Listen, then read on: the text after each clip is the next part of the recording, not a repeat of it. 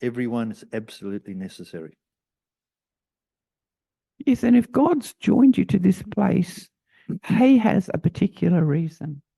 He hasn't just joined you to a place, He's also joined you to a people. He's joined you to a family.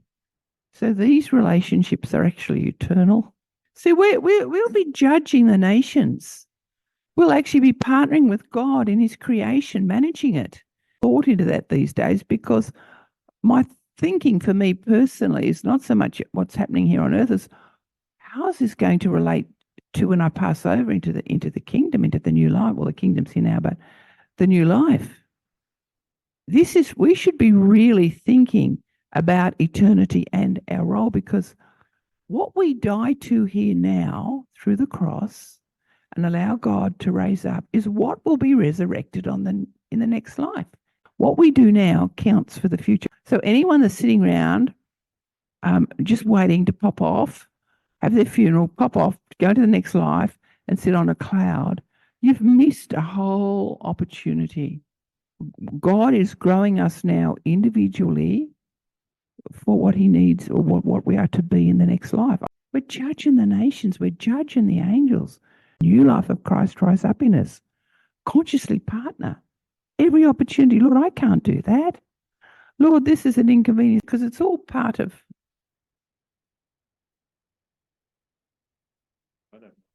I'm just going to share a journey. I don't know how much I'll share. I'll just see how because Max doesn't want me to put us in a box. I don't put people in a box with us. Max and I met with Kath yesterday and I drew Cecilia in because of her particular academic and corporate skills to do with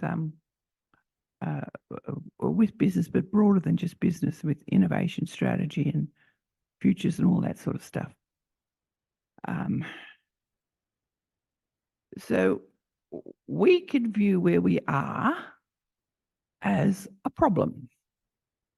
We have this problem, we have that problem. One of the things I heard a lot of, we don't hear it anymore, but I think we've knocked that one on the head, was, we don't have enough people to do anything. Remember, we didn't have enough people to do the cleaning? Do you remember that? In other words, to say we have not enough people is an observation. To make it our modus operandi is wrong. We have not enough people, yes, Lord, but you are our resource. Where is the resource? What do you want to take us into? So there's probably some other problems the people have raised, and they're true problems. But if you reframe how you look at it, see it through God's eyes, and if you tackle it as a problem, you won't get the resource. We know that from brain science. The back of the brain is problem solving. How do I problem solve?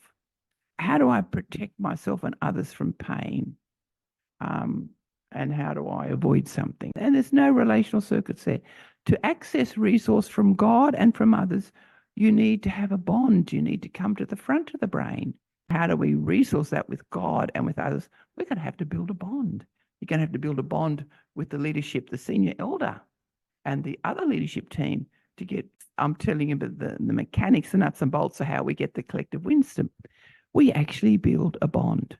Cass said we don't want to have fear bonds. Well, fear bonds are the back of the brain, but a love bond comes to the front of the brain. It is joyful. We have a joyful bond. An avoidant bond will solve a problem. It will get the job done. It will make things probably function very well. We use that a lot in our avoidant back of the brain stuff. But to get a joyful bond, you've actually got to have a sharing, a mutual mind, a heart connection. And that's what we all want. But I don't know many churches that actually delve into it. This will actually tackle teamwork in this area, to this level. I think we've got the maturity to be able to do it, because we've got the skills to be able to resolve it. That's where we all want to be.